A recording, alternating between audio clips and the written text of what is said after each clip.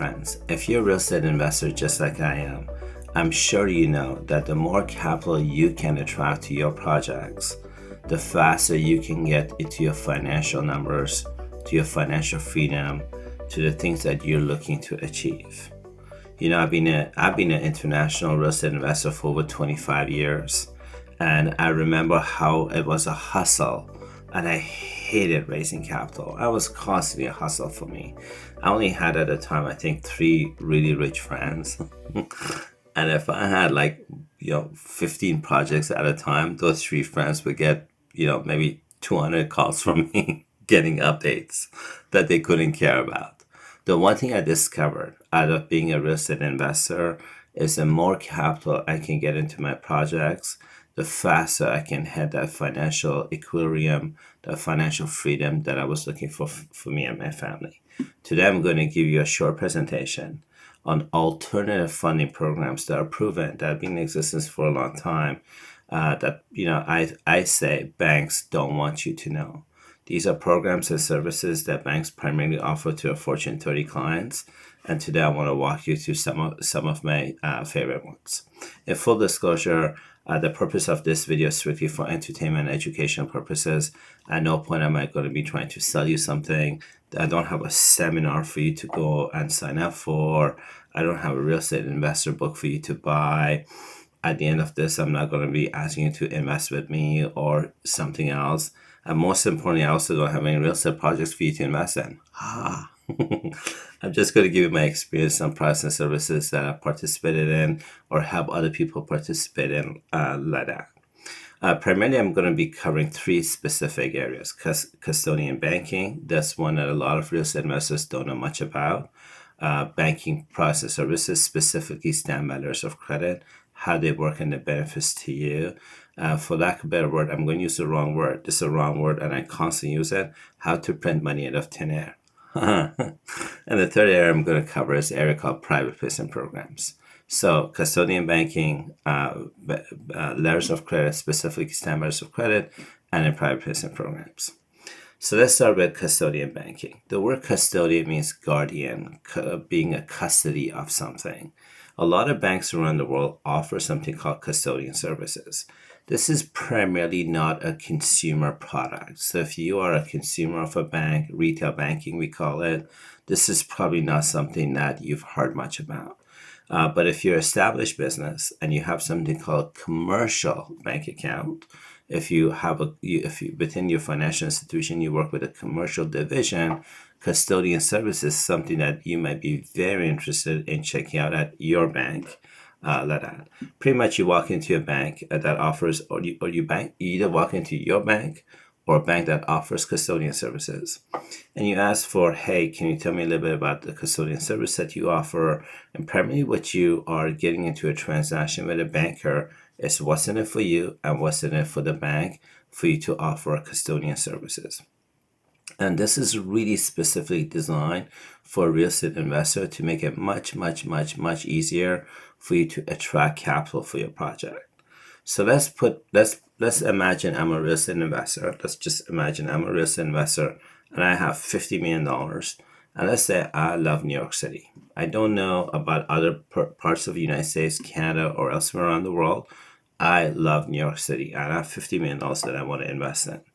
So people that have a lot of money have a lot of options.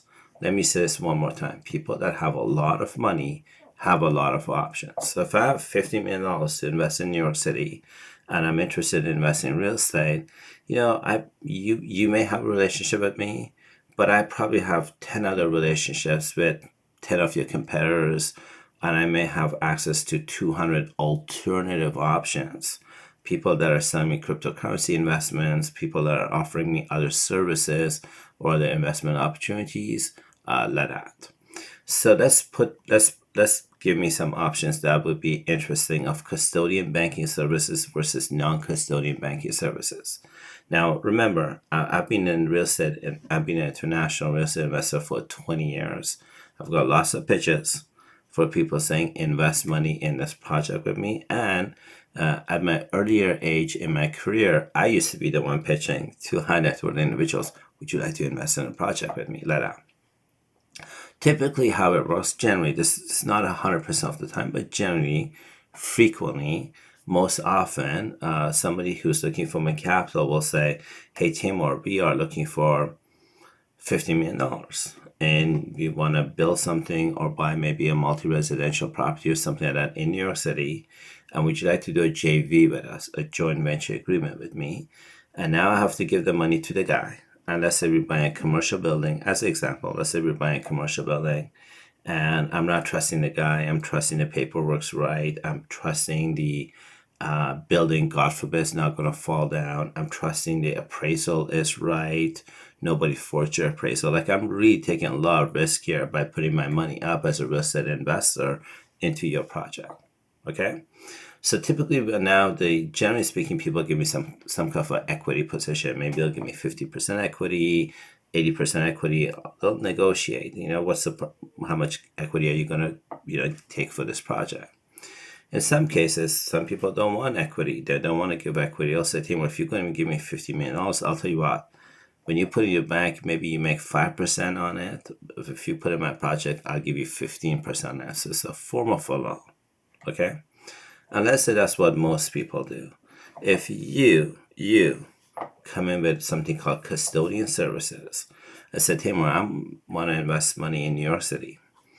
And if you put, I don't know, $15 million, not 50, $15 million in a custodian bank that I have already secured, boy, I'm willing to give you a little bit of equity, or I'm going to give you high interest return. That would be a lot of interest to me compared to doing a JV or getting a high interest loan, payment like that. Now, why is that important to me as a real estate investor?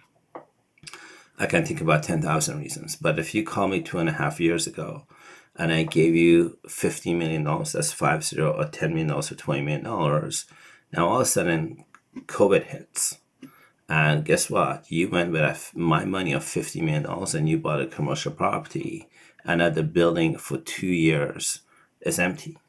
Now my money got stuck in your project. Not your fault, not my fault, but my money is now stuck in your project for something called unseen circumstance.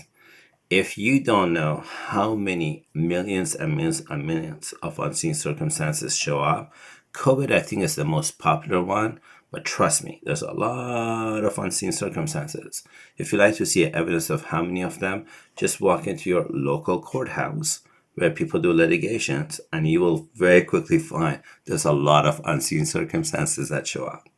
The benefits of a custodian banking services is my bank. I physically never wrote you the check. I physically never gave you the check.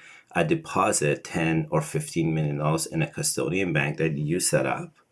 The bank leveraged that 15 million, like as a 20% down payment kind of thing, and gave you a loan for $50 million for you to buy the building. The benefit to me as an investor, and why it's a much better mousetrap for you, is that my capital is secure. Listen, I've been in real estate investing for over 20 years internationally. I can tell you from all the high net worth individual clients that I know of, and what's important to me and them is security of capital, and security of capital. Obviously, rates of returns are important. Our exit plan is important. Like, I'm not discounting other factors, but security of the capital is extremely important. And what custodian banking services offers me as an investor is my capital is secure in a banking account or a custodian bank that you have set up. It's a really amazing tool. I've been using it for a while. In the United States, Wells Fargo is really big in it. In Canada, there's just a lot of banks around the world that offer custodian services. And I highly encourage you to go check them out in your local jurisdiction to see which bank offers that, which financial institution offers that, and how you can leverage it to create a better mousetrap to access a lot more capital from investors. I promise you, people that have a lot of money have a lot of options.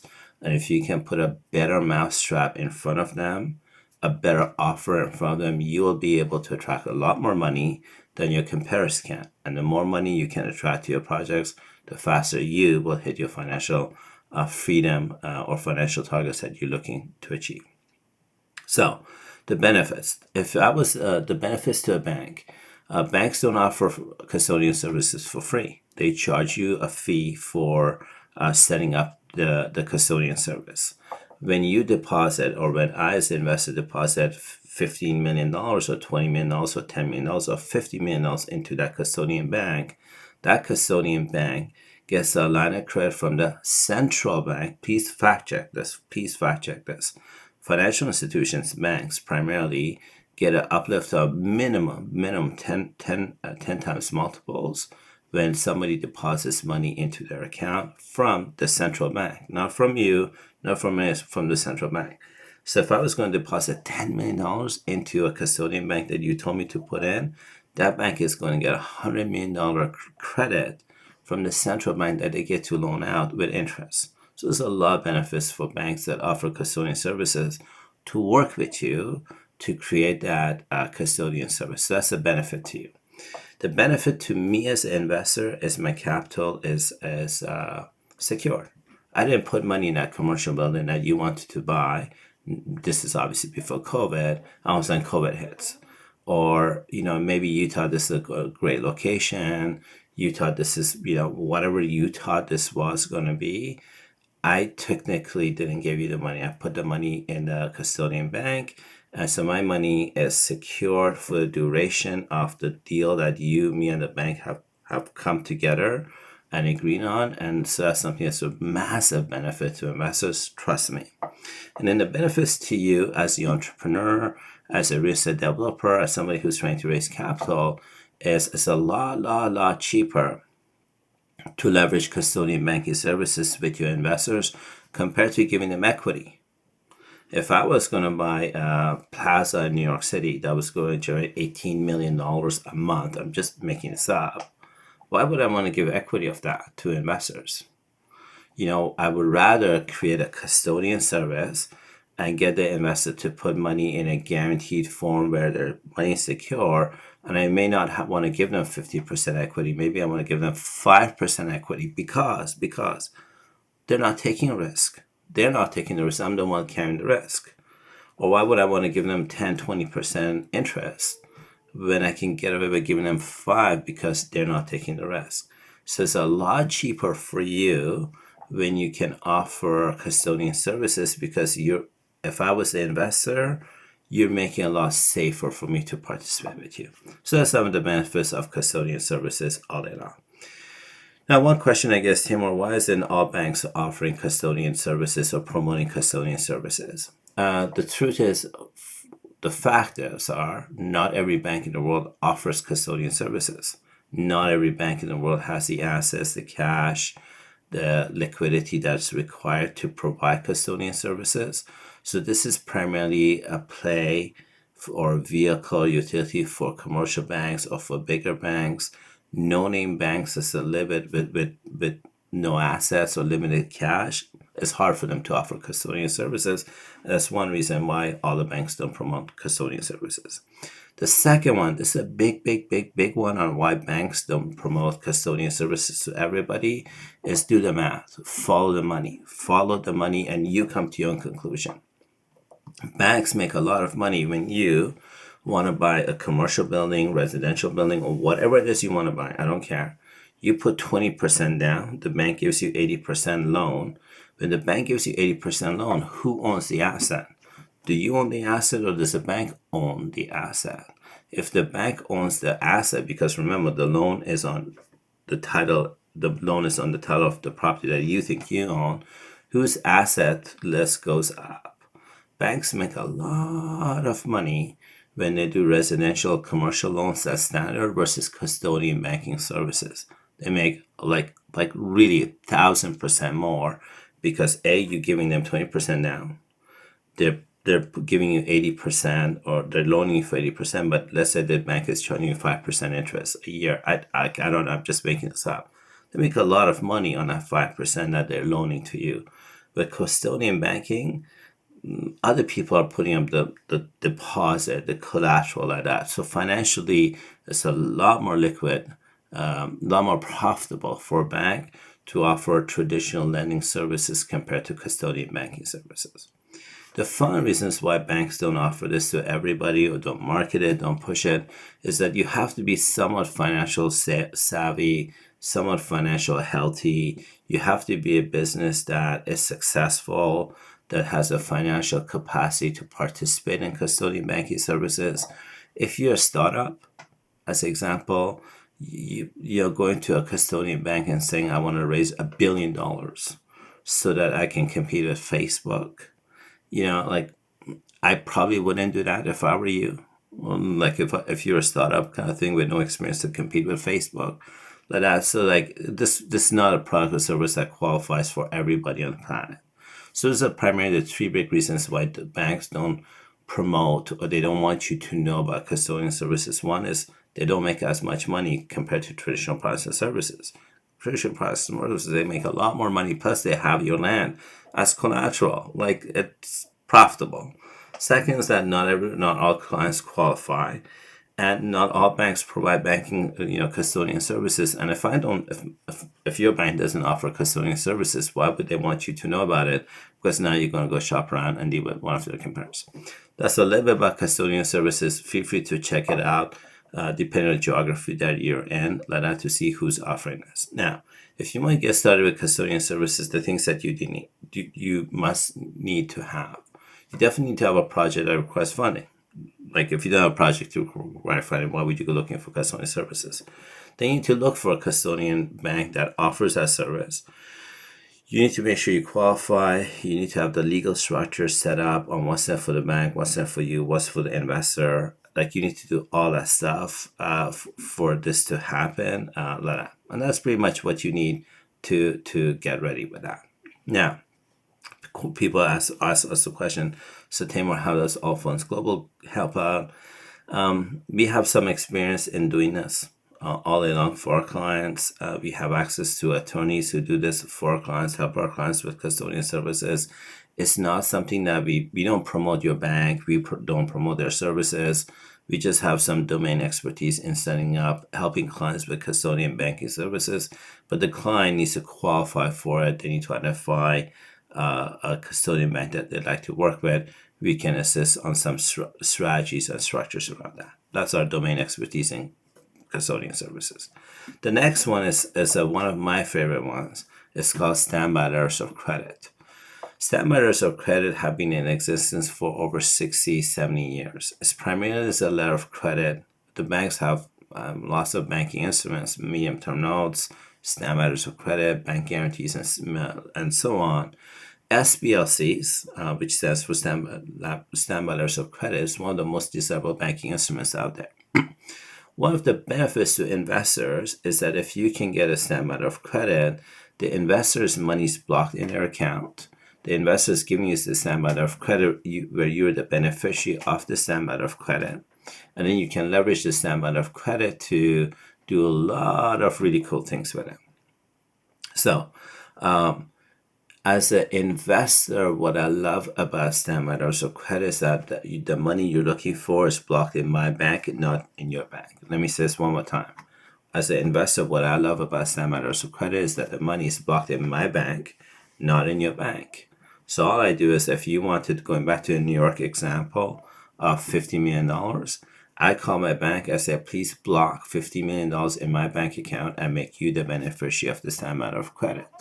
Now the money gets blocked for 1 year, 1 day in my bank account, and you get a letter of credit. So I love that, and that's a massive benefit. If you can offer that to your investors, this is a massive benefit to them. Now, what's the benefit to you?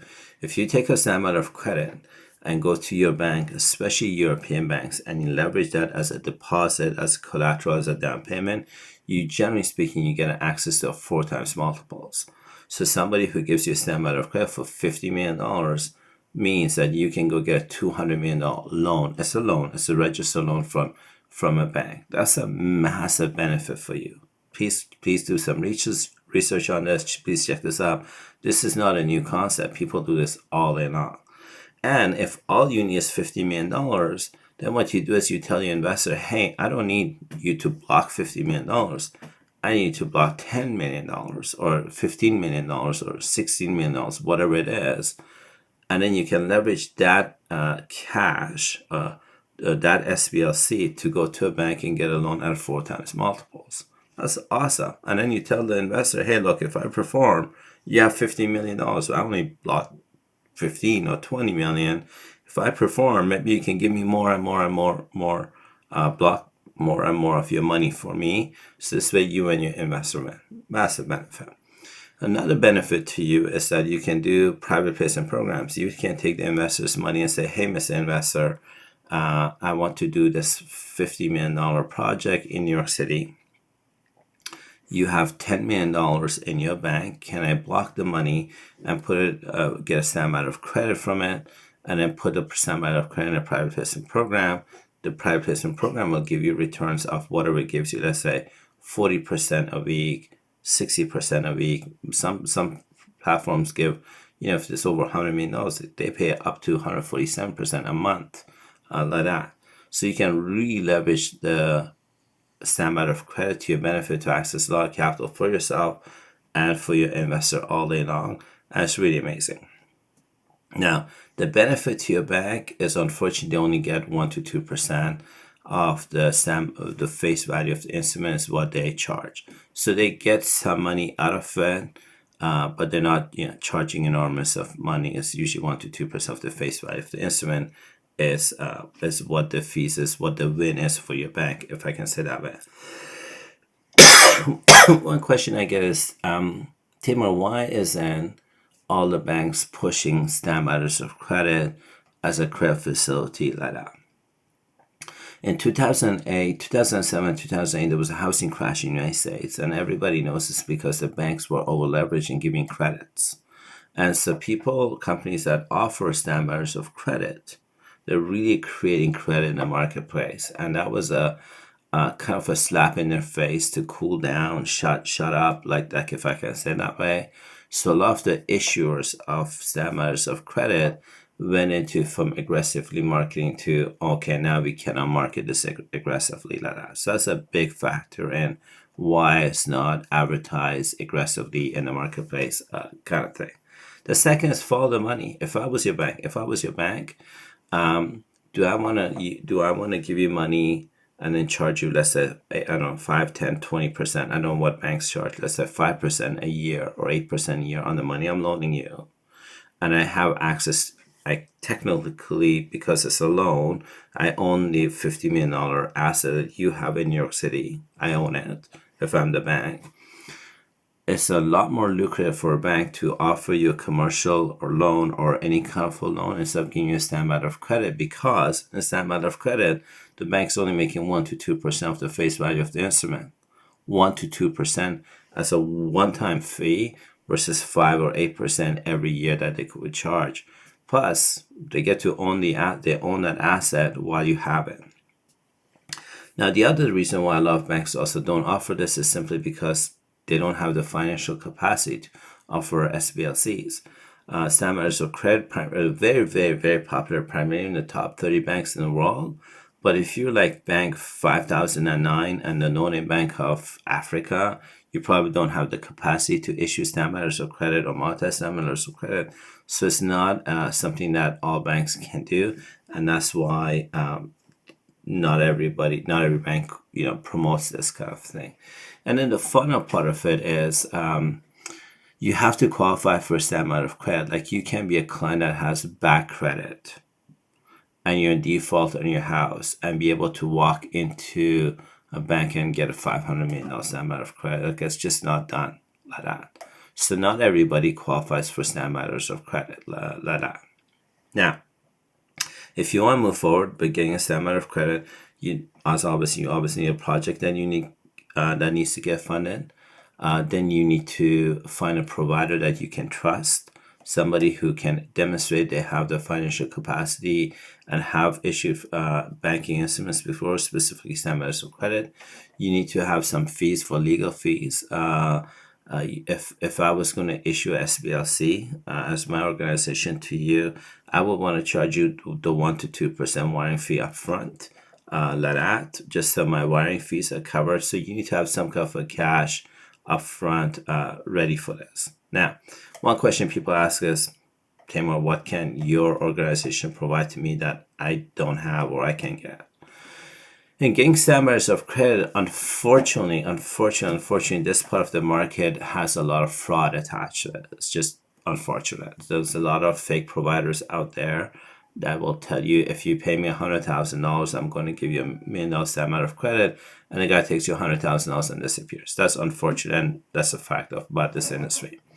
So what my organization can provide is we use former FBI, former CIA agents to do background checking, vetting of providers and individuals, and that's one of the services we offer. If you cannot find a provider that you trust, we have providers that we are clients of, we are personally clients of, that we know, we trust, and we can have third-party law firms verify that we have successfully got banking instruments for ourselves and our clients like that. So if you don't have providers you can trust, we can bring that to the table. The next thing is you need to provide the internal resources for that SBLC to be issued. You need to have some kind of like, you can't be a homeless person. You need to have some kind of somebody needs to put collateral. If you want to get a $50 million amount of credit, let's say the cost is $25 million. If you don't have $25 million and you need support with that, that's something that perhaps we can support you with. So the lots of services that we can bring in terms of clients who are looking for standard credit, but they have some kind of a upfront fee that they can afford for the banking, for wiring fee, for legal fees like that, and the rest is things that my organization can support you in. The final one is an area called private placement programs. I've done lots of videos of private placement programs, how they work. On the private placement programs, let's say you are you're looking to access capital. You have investors who have $10 million, $100 million like that in their bank accounts. What I love about private placement programs is that you can tell the investor, hey, Mr. Investor, you have $100 million, or you have $50 million or $10 million. Can I do a JV with you where we go into a private placement program? The money gets blocked in your account. It doesn't leave your account. And this program does maybe 40% a month or 30% a month. And how about we go half-half? Maybe the program does 16% a month. So you keep the 8%, I get 8%, and off we go. Or let's say you take 10%, I take 10%, off we go like that. And if I was an investor and you came to me and said, Taimour, you have $100 million in your account, and I have a proven platform that will do 20% a month, and money is blocked in your account, can we do a JV and go half-half? I'll be up for that. Right? I'm just giving that as an example. That's a great way of raising capital for your projects compared to trying to go getting a loan from a client, from a bank, or trying to raise equity from investors and just dealing with all of that. So now I want to talk about private placement programs. So this is one of my favorite areas. I've done lots of videos on private placement programs and how they work. Primarily, money gets blocked in an investor's bank account. There's not enough money, it gets blocked in an attorney's bank account like that. The money that's being blocked or syndicated creates a credit facility for a platform. So if $10 million goes into a bank account or gets blocked in a client's bank account, it could create a line of credit for $100 million for a platform. The platform uses the $100 million to make a lot of money. And then the person or the JV who's blocked the 10 million maybe gets 8%, 10%, 40% a week. Like that, I have seen platforms where if the client has $100 million or more, they get up to 147% a month, which is enormous. And what I love about this and private placement programs, and to leverage them as a vehicle to access funds, it's a lot cheaper to do that deal compared to going and selling equity in your project. So if I was a real estate investor and I had a $50 million project in New York that I needed funding, and I had a friend who had $10 million or more, I would call the friend and say, would you be interested in a program where money gets blocked in your account? Money gets blocked in your account, and you could get maybe 8% a week, and the delta I get to keep. And if the guy's happy with 8% a week, his bank doesn't give him 8% a year, 8% a week. Like, why would the guy say no? And the money's blocked. It's blocked in his account. Why would he say no? Money doesn't move out of his account. Like, why would he say no to that, right? Or maybe he's greedy and you're the world's worst negotiator. Let's just say that. Maybe give him 5% equity in your project, $50 million project, but you don't have a bank loan. You don't have any way to report to like that. It's really, really, really a lot more easier when you leverage private placement programs as a utility to access funds compared to raising money on equity, raising money on debt, like that. So one of the common questions, I guess, Taimour, we get private placement programs. We understand them. Why doesn't my bank offer that to me? Why doesn't the world push that to me like that? The truth is that private placement programs are really designed for ultra high net worth individual clients. That's the truth. Primarily, they're offered in the top 20 banks in the world. The HSBCs, the Barclays, the Mitsubishi banks, like that. I live in Canada. In Canada, our biggest bank in Canada is Royal Bank of Canada. RBC, Royal Bank of Canada, unfortunately, it's not the top 20 banks in the world. The Chinese banks and European banks are far bigger than Royal Bank of Canada. So that's one reason why a lot of banks don't push private placement programs. Not everybody's in the top 20 list or 30 list like that. Second is not all customers are high net worth individual clients. People that participate in private placement programs have over $10 million that they have liquid ready to go and they qualify for private placement programs. And this is not something that's a consumer product for sure. And then real private placement programs are designed to create jobs. They're really designed to fund humanitarian projects like that. And not every project that a platform sees is designed to create jobs. And so those are some of the reasons why your bank doesn't tell you about it, or your retail banking certainly doesn't know much about private placement programs. This is a product for the credit market, the credit swap market, wholesale banking, private banking. They would know all about private placement programs. But if you walk into a teller, the teller wouldn't know much about what is a private placement program. Now, if you want to participate in a private placement program, once again, you need to have a project that requires funding.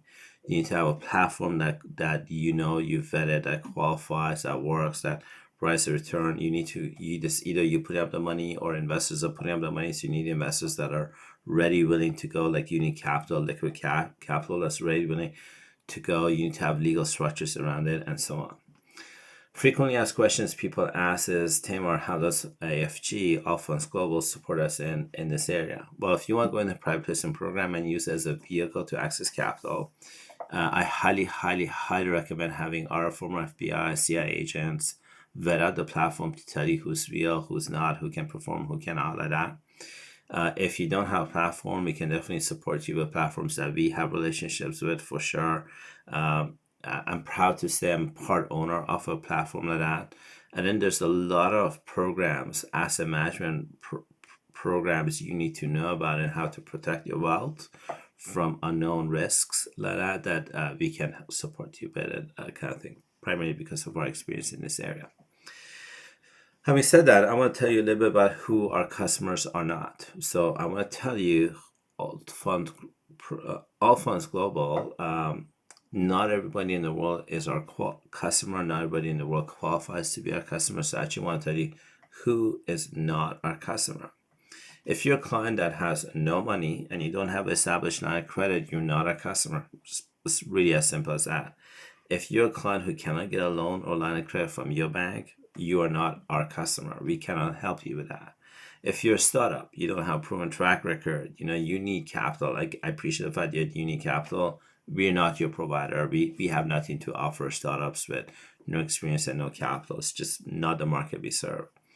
If you're a client that and you're not prepared to pay for advisory services, legal services, we are not your provider. Let me say this again. If you're a client and you want to be cheap about accessing resources, if I can say that, and experience, and you don't want to pay for our experience, our expertise, our relationships, we are not the guy for you. We welcome you to go check out other providers. If you don't speak English, because we publish our content completely for free on YouTube, we attract, hundreds, thousands of people on our YouTube channel.